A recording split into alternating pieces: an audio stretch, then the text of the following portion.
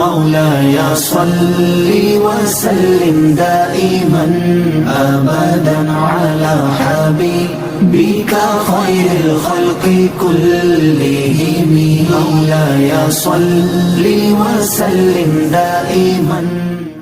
اب ہوا یہ کہ بنو غطفان کے ایک صاحب جس کا نام نعیم بن مسعود رضی اللہ عنہ، وہ رسول اللہ صلی اللہ علیہ وسلم کی خدمت میں حاضر ہوئے اور عرض کی کہ اے اللہ کے رسول، میں مسلمان ہو گیا ہوں لیکن میری قوم کو میرے اسلام لانے کا علم نہیں، لہٰذا آپ مجھے کوئی حکم فرمائیے۔ رسول اللہ صلی اللہ علیہ وسلم نے فرمایا، تم فقط ایک آدمی ہو لہٰذا کوئی فوجی اقدام تو نہیں کر سکتے، البتہ جس قدر ممکن ہو دشمن کی حوصلہ شکنی کرو، کیونکہ جنگ تو حکمت عملی کا نام ہے۔ اس پر نعیم رضی اللہ عنہ فوراً بنو قریظہ کے پاس گئے اور جاہلیت میں ان کے ساتھ بڑا میل جول تھا۔ وہاں پہنچ کر انہوں نے بنو قریظہ سے کہا کہ آپ لوگ جانتے ہیں کہ مجھے آپ لوگوں سے محبت اور خصوصی تعلق ہے۔ انہوں نے کہا جی ہاں۔ تو نعیم رضی اللہ عنہ نے کہا کہ اچھا تو سنیے، کیونکہ ان کو یہ علم تو نہیں تھا کہ یہ صحابی ایمان لائے ہیں۔ تو انہوں نے کہا اچھا تو سنیے کہ قریش کا معاملہ تو تم لوگوں سے مختلف ہے، یہ علاقہ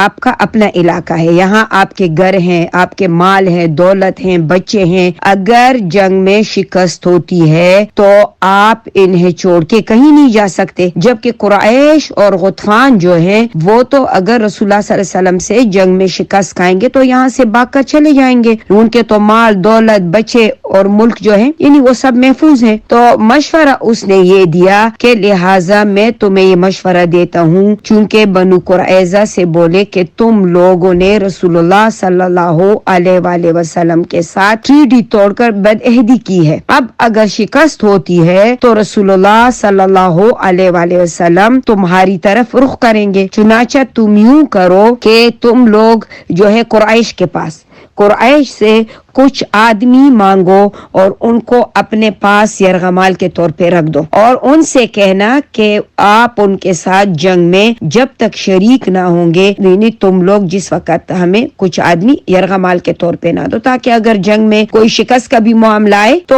وہ لوگ آپ لوگوں کا ساتھ نہ چھوڑیں۔ اب بنو قریظہ نے کہا یہ تو بڑی مناسب رائے ہے۔ اس کے بعد نعیم رضی اللہ عنہ سیدھے قریش کے پاس آئے۔ اب قریش سے کہا کہ آپ لوگوں سے مجھے جو محبت ہے اور جو خیر خواہی ہے وہ تو آپ جانتے ہیں۔ قریش نے کہا کہ جی ہاں ہم بالکل جانتے ہیں۔ اس پر نعیم رضی اللہ عنہ نے کہا کہ اچھا تو سنیے، یہود نے محمد صلی اللہ علیہ وآلہ وسلم اور ان کے رفقا سے جو عہد شکنی کی تھی اب وہ اس پر نادم ہے۔ اب ان میں یہ مراسلت ہوئی ہے کہ یہود آپ لوگوں سے کچھ یرغمال حاصل کر کے محمد صلی اللہ علیہ وآلہ وسلم کے حوالے کریں گے اور پھر آپ لوگوں کے خلاف محمد صلی اللہ علیہ وآلہ وسلم سے اپنا معاملہ استوار کر لیں گے، لہٰذا اگر وہ یرغمال طلب کریں تو آپ ہرگز اسے نہ دینا۔ اور اس کے بعد غطفان کے پاس گئے، ظاہر تو اس کا اپنا قبیلہ تھا اور ان کو بھی وہی بات دہرائی تو ان کے بھی کان کھڑے ہو گئے۔ اس کے بعد کیا ہوا کہ جمعہ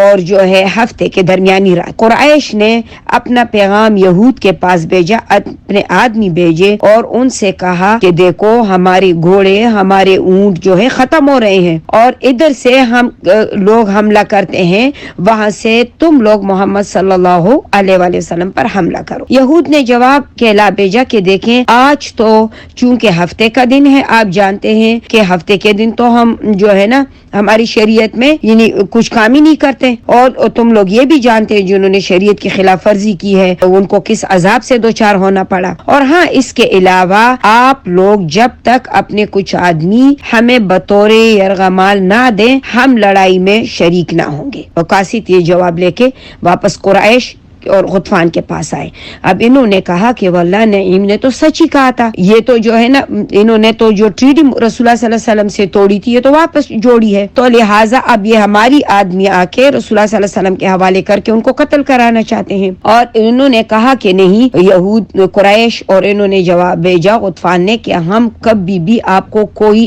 آدمی نہ دیں گے، بس آپ لوگ ہمارے ساتھ نکل پڑیں اور دونوں طرف سے محمد صلی اللہ علیہ وسلم پر حلف بول دیا جائے۔ یہ سن کر قریظہ نے کہا واللہ نعیم رضی اللہ عنہ نے یعنی اس نے تو سچ کہا تھا. اس طرح دونوں فریق کا اعتماد ایک دوسرے سے اٹھ گیا اور دونوں صفوں میں پھوٹ پڑ گئی اور ان کے حوصلے جو ہیں وہ ٹوٹ گئے. اور دوسری طرف مسلمان اللہ تعالی سے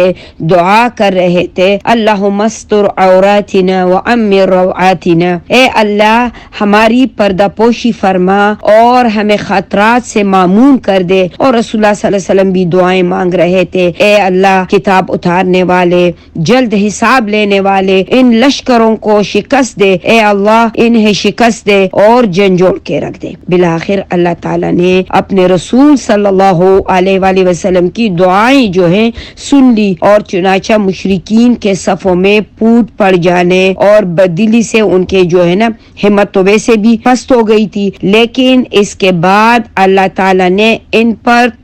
تیز ہواؤں کا ٹھنڈی ہواؤں کا طوفان بھیجا جس سے ان کے خیمے اکڑ گئے، ہانڈیاں الٹ گئی اور جو خیموں کے کنڈیاں ہیں انہیں ہوا نے وہ اکاڑ دی، کسی چیز کو قرار نہیں تھا. اس کے ساتھ ہی فرشتوں کا لشکر بھی اللہ تعالیٰ نے بھیج دیا جس نے انہیں ہلا ڈالا اور ان کے دلوں میں رعب اور خوف ڈال دیا. جنگ احزاب در حقیقت جان اور مال کی جنگ نہ تھی، یہ بلکہ اعصابی جنگ تھی. اس میں کوئی خونریز معرکہ پیش نہ آیا لیکن پھر بھی یہ اسلامی تاریخ کی ایک فیصلہ کن جنگ تھی. چنانچہ اس کے نتیجے میں مشرکین کے حوصلے ٹوٹ گئے. واضح ہو گیا کہ عرب کی کوئی بھی قوت مسلمانوں کی اس چھوٹی سی طاقت جو مدینہ طیبہ میں نشوونما پا رہی ہے ختم نہیں کر سکتی، کیونکہ جنگ احزاب بھی جتنی بڑی طاقت فراہم ہو گئی تھی اس سے بڑی طاقت فراہم کرنا عربوں کے بس کی بات نہ تھی. اسی لیے رسول اللہ صلی اللہ علیہ وآلہ وسلم نے جنگ احزاب کے واپسی کے بعد فرمایا کہ اب ہم ان پر چڑھائی کریں گے، وہ ہم پر چڑھائی نہ کریں گے، اب ہمارا لشکر ان کی طرف جائے گا. مولاي صل وسلم دائما ابدا على حبيبك خير الخلق